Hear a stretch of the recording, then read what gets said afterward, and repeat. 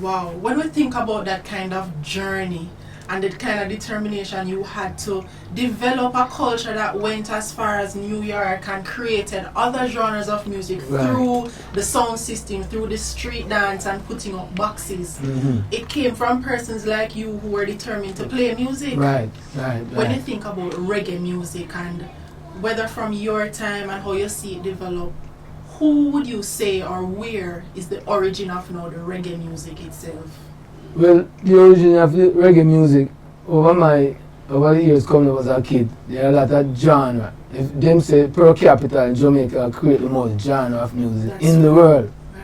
Right. I remember you have Kumina, you have Mento, then you come up to Ska, then you come up to Rocksteady, then come back to reggae.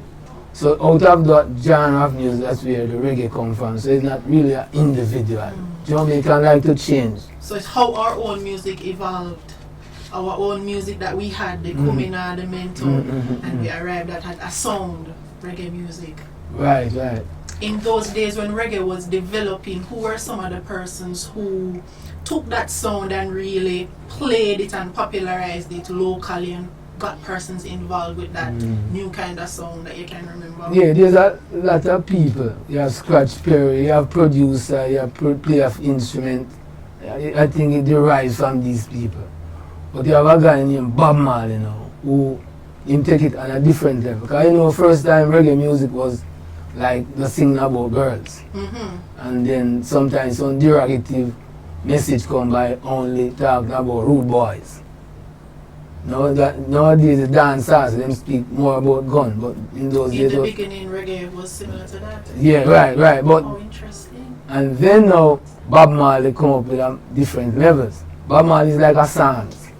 When you listen to Bob Marley music, if you're sad or you feel boring, you listen to Bob Marley song, it keep you cool. So he brought a kind of spirituality to the music? With culture also.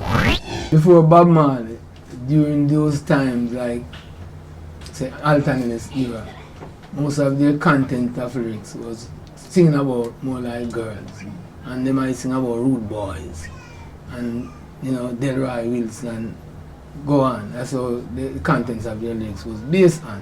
When Bob Marley stepped into the picture, it was a different thing.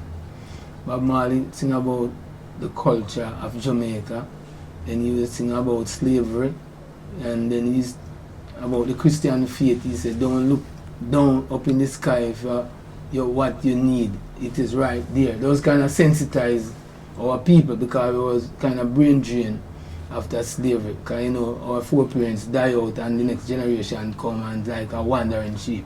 Bob Marley put back the sheep together. Wow. Would you say he's the one who put the reggae music that we had at that time on the map? On the map is Bob Marley.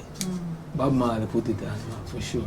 In terms of where we are now with the music, I'm going to go back to your career, but in terms of where we are with the music today, when you think about reggae music, from Bob Marley's time coming up and now today, how do you think the music has changed? Has it changed for the better? Is it different? Are you still proud of it?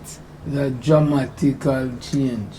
Because the younger generation is like them neglect the traditional music. We don't say they have to go back to the traditional music, but there's something you can pick from it and continue.